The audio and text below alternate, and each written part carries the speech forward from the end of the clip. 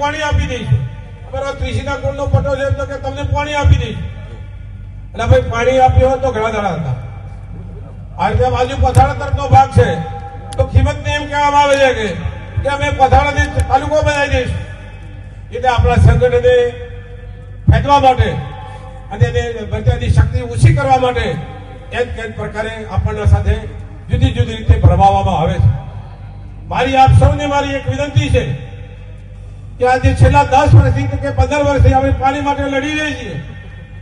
તમે સૌ જાણો જ છો પાણી માટે લડે છે.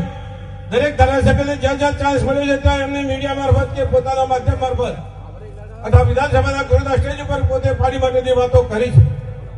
પણ હું આજ આપને ખાતરીપંચ કહું છું, સરકારના અધિકારીઓને મીડિયાને પણ હું કહેવા માંગુ છું કે પાણી માટે ધોધરા તાલુકાને કમાન્ડ એરિયામાં પણ લીધેલો નથી.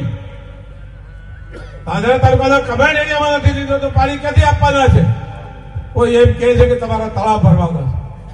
હું આજે ખાતરીબંધ તમને કહું છું કે ધોધરા તાલુકાના માવજીભાઈને પણ મેં વાત ધ્યાન ઉપર લાવી કે તમે પ્રશ્ન પૂછજો અને ધોધરા તાલુકાનું એક પણ તળાવ તમારા નકશામાં નથી. જયારે નકશામાં નથી તો તળાવ પાણીનું ક્યાંથી ભરાવાનું છે?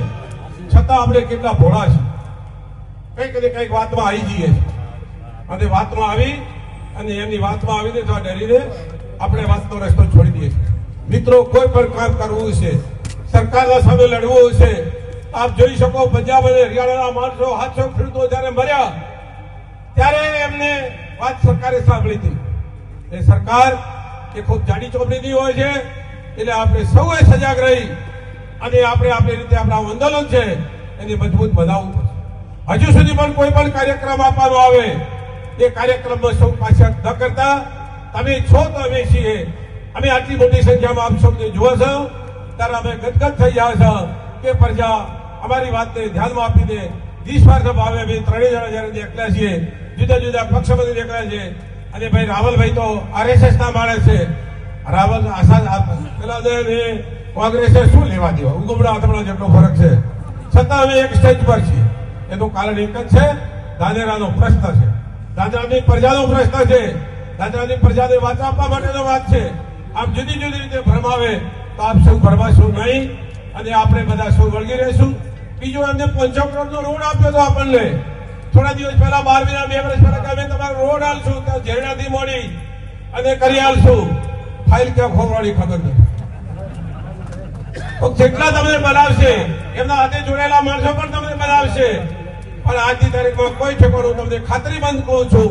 બાપજીભાઈ મારે પણ ચર્ચા થઈ છે અને આજની તારીખમાં કોઈ રેટનું ઠેકાણું નથી. ફરીથી ફાઇલ અહીંથી રિટર્ન થઈ અને રિટર્ન જાકડે ફરીથી મોકલવામાં આવી છે.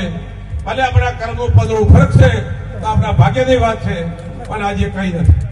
થોડા દિવસ પહેલા ધાનેરાની પ્રજાના આગેવાનો અને વેપારીઓ ભેગા થઈને પુલ માટે પણ ફર્યા હતા. પ્રાંત સાહેબની કચેરીએ પણ જઈને આવ્યા છે. પ્રાંત સાહેબની કચેરી જઈને આવ્યા પણ આજની તારીખમાં સંપાદિત કરવા માટે સરકારે હાથ ઊંચાકીને કીધું કે અમારી પાસે પૈસા નથી અને સંપાદિત કરવા માટેનો જે પૈસા છે ને ખેડૂત વેપારીઓને હાલવાના થાય એ સંપાદનના પૈસા નથી. એનાથી વિશેષ રોયલ્ટી કરો કે ધાનેરા તાલુકાની કિંમત કરવા જાઓ, જમીનની કિંમત કરવા. માવજીભાઈ કહે છે એ બનાસકાંઠામાં કે ગુજરાતમાં ક્યાંય નથી એટલું ધાનેરાને કરી નાખ્યું છે. અને ધાનેરાના વેપાર, રોજગાર, ધંધા બધા ભાગી પડ્યા છે. હજી નૂતન અમે એક ન રહ્યા અને આવા માય કાંગા જેવા આપણે રહ્યા તો હજી સુધી આપણી વાત કોઈ નહીં સાંભળે.